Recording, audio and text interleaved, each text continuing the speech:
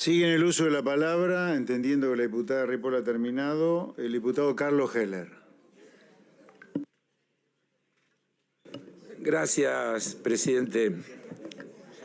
Yo voy a empezar también tomando algo que creo que fue la diputada Tabela, que mencionó en su intervención. No me mire tan sorprendida, no tiene nada de raro. Y no, al revés. Y es esta cuestión que usted formuló al iniciar esta reunión, que es la de la construcción de consensos. Pero quiero decirle que nos falló de entrada, presidente, porque ya convocó para el miércoles, cuando acá hay un consenso, todas las intervenciones que se hicieron pidieron que no sea miércoles el día de la reunión de la Comisión de Presupuestos, habida cuenta de que el miércoles es el día habitual de las sesiones y de que hay diputados y diputadas que tenemos la intención de propiciar que el miércoles que viene haya una sesión. Y por lo tanto, en el marco del consenso... ¿Cómo no? Sí. Le solicito una interrupción la diputada Rodríguez Machado, diputado Heller. ¿Cómo no? ¿Puede ser? Sí, cómo no. Diputada. Muy amable, diputado Heller. Simplemente para decirle, nosotros no hemos hecho uso de la palabra, pero nosotros estamos de acuerdo que sea un miércoles la citación. Yo represento al bloque PRO que integramos esta comisión. Así que no entiendo que existe ese consenso para no citar martes y miércoles. Gracias. Gracias, diputado Rodríguez Machado. Diputado Heller, adelante. Creo que no cambia, presidente, porque diría que ha habido... Voy a rectificar, hay casi unanimidad en este espacio de que no es el miércoles el mejor día para que esta comisión funcione ni ninguna otra, habida cuenta que todos y todas sabemos que los miércoles son los días de sesión. Así que le voy a pedir formalmente que cambie esa convocatoria para el próximo martes en vez del próximo miércoles. También le voy a pedir, presidente, en ese espíritu de construir consensos, que establezcamos un cronograma de reuniones de todos los martes, de manera que podamos programar la actividad y además, como nuestra intención es invitar a una cantidad importante de funcionarios, tener un día fijo también les va a permitir a los funcionarios coordinar su posibilidad de presencia en este ámbito en el marco del conjunto de tareas que tienen que realizar. Por lo tanto, pediría que la reunión de la semana que viene sea el martes y que se fije el martes como el día fijo para el funcionamiento de la Comisión de Presupuestos, también con una hora fija que podríamos determinar. Estamos hablando de una ley que la llamamos la Ley de Leyes, una ley que todos y todas le concedemos la importancia trascendental que tiene, todos y todas valoramos el terrible déficit que significa 2 años sin tener presupuesto, y entonces sería muy saludable que podamos encarar una discusión de una ley tan importante como la ley de presupuesto con los tiempos necesarios, con la profundidad necesaria,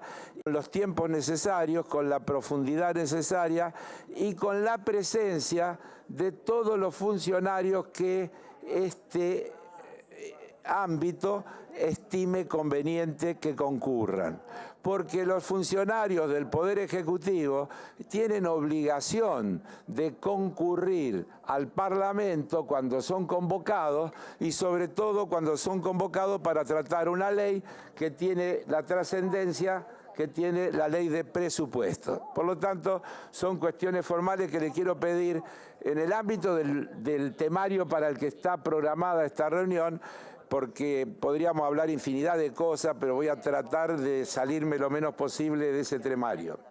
Al respecto, le quiero decir que nuestro bloque tiene una aspiración de una convocatoria amplísima de funcionarios, similar a la que le hicimos llegar el 18 de septiembre del 2024, donde le pedíamos formalmente que se convocara a un conjunto de funcionarios, empezando por el ministro de Economía y siguiendo por el secretario de Política Económica, el secretario de Hacienda, el de Finanzas, el presidente del Banco Central, etcétera, etcétera, etcétera, etcétera. Así que mañana o a más tardar el viernes le haremos llegar, para no insistir aquí de manera verbal, por escrito, nuestro pedido de convocatoria a los funcionarios del Poder Ejecutivo, que entendemos que es una convocatoria muy amplia porque el presupuesto es muy amplio y no hay áreas que no estén incluidas en lo que tenemos que tratar. Y por lo tanto, prácticamente es todo el Poder Ejecutivo el que tiene que venir al Parlamento a explicar cuáles son los fundamentos de los contenidos específicos que hacen a sus respectivas responsabilidades.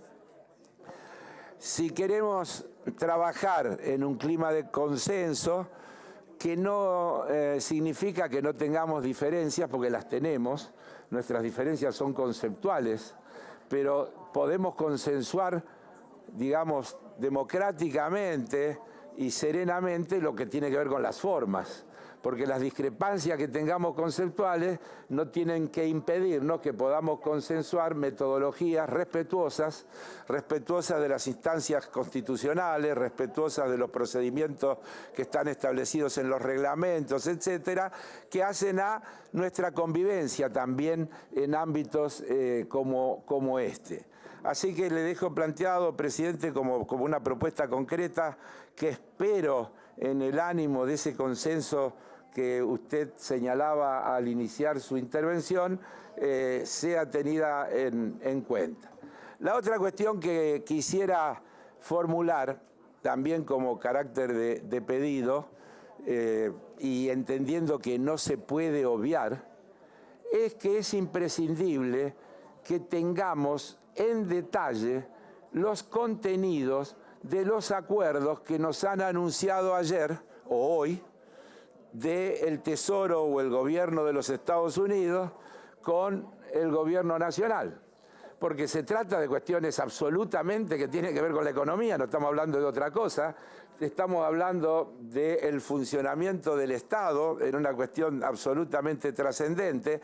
Y yo diría que casi discutir el presupuesto sin conocer en detalle los contenidos de eso que nos están anunciando que acordaron, es como tomarnos el pelo, llevarnos a un discurso vacío en el que estamos hablando de algo que se hizo hace meses, que se presentó para considerar ahora y en el que de pronto aparece un hecho que por su trascendencia no puede ser ignorado, no puede ser omitido, y esta comisión debe conocer en profundidad, porque debe indefectiblemente de incidir en los contenidos del presupuesto.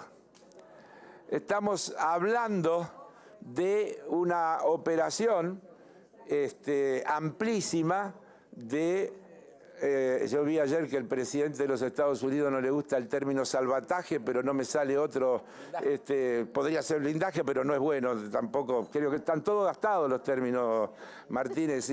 Cuando hacemos un repaso... Ya lo usaron. Podría ser. Entonces, sin adjetivarlo, no hay duda que se trata de algo no obviable. Nosotros tenemos que tener aquí el detalle de los acuerdos que ha establecido el gobierno de Estados Unidos con el gobierno argentino, más allá de la emoción que le pueda provocar al ministro Caputo. Nosotros tenemos que tratar eso y ver qué consecuencias tiene, qué cosas hay a cambio, a qué se compromete el país en el marco de esas ayudas, porque la historia, algunos que tenemos acumulados años y canjes y blindajes y megacanjes y situaciones similares a esta que ahora se presenta como la gran salvación, sabemos que todos tienen significativas contrapartidas. Y eso tenemos que conocerlo en detalle para saber el pueblo quiere saber de qué se trata y el Parlamento como representante del pueblo quiere saber de qué se trata y nosotros necesitamos tener toda esa información. Pero, mire, para que no tengamos duda, en la información pública que el secretario del Tesoro de los Estados Unidos escribió hoy, refiriéndose a ese acuerdo, en un largo mensaje, termina, y les pido que presten atención, estuve en contacto con numerosas empresas estadounidenses que planean realizar importantes inversiones extranjeras directas en Argentina en múltiples sectores en caso de un resultado electoral positivo. No vayan a creer que es un tema de intromisión en los asuntos internos de nuestro país, para nada, no tiene nada que ver, es una mera casualidad. Y agregó que, y otra vez les pido que presten atención, inmediatamente después de las elecciones, reitero, inmediatamente después de las elecciones, comenzaremos a trabajar con el gobierno argentino en el pago de sus principales deudas. No, pero además, primero que nos están diciendo que hasta después de las elecciones hay nada más que anuncios.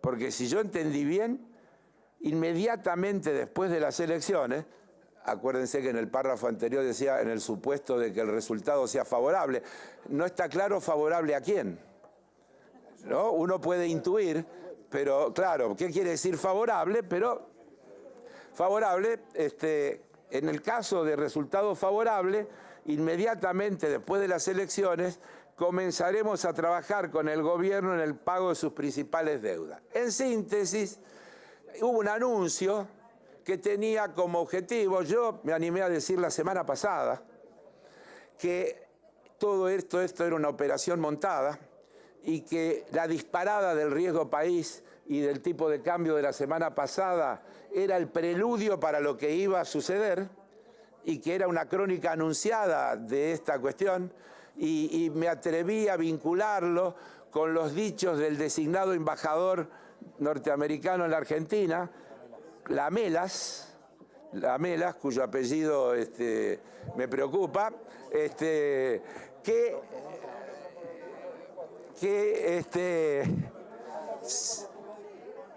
que dijo que tenía 3 misiones principales en caso de ser designado, porque lo dijo cuando estaba rindiendo examen ante la Comisión de Relaciones Exteriores del Senado, y esas 3 misiones tenían que ver con ponerle límites o evitar la presencia china en la Argentina, para lo cual dijo que no alcanzaba el gobierno nacional porque las provincias tenían autonomía y entonces iba a visitar todas las provincias para que las provincias no se tienten para hacer negocio, incluso dijo que eso podía traer corrupción y no sé cuántas cosas más. La segunda cosa que dijo que tenía como objetivo era asegurar que Cristina Fernández de Kirchner tenga el trato que se merece. Desde luego que algunos creemos que el trato que se merece es muy distinto del que el señor Lamelas insinúa con lo que dijo. Y el tercero, curiosamente, dijo que su rol era ayudar a que el gobierno gane las elecciones de medio término. Tenía más claro que el presidente Trump que estas elecciones son de medio término, que parece que al presidente Trump le habían informado mal, porque dijo varias veces que esperaba que Milei sea reelecto. Y que esta ayuda iba a permitir que Milei sea reelecto. Así que parece indispensable, presidente, que usted gestione ante el Poder Ejecutivo, como presidente de la Comisión de Presupuestos, que a la brevedad se nos haga llegar toda la información disponible de los contenidos de los acuerdos, qué es lo que se acordó, qué es lo que se va a implementar después de las elecciones y toda otra cosa que haga al tratamiento de esta Comisión de Presupuestos y del Pleno de nuestra Cámara de Diputados y de todo el Parlamento, entendiendo que claramente la Constitución Nacional dice que todo tema que tenga que ver con deuda, renovaciones, financiaciones, etcétera, debe ser tratado por el Parlamento. No es materia opinable, es una obligación constitucional y nosotros esperamos que el Poder Ejecutivo la cumpla y esperamos que usted nos represente y gestione ante el Poder Ejecutivo que cumpla con esa manda constitucional y entienda que la división de poderes no es un hecho formal, es un atributo y una fortaleza de la democracia y que eludir y puentear al Congreso es una debilidad de la democracia que nosotros no podemos aceptar y que seguiremos cuestionando e insistiendo para que las cosas se resuelvan en el marco, en el cauce y dentro de los parámetros que fija la Constitución Nacional. Muchas gracias, señor presidente.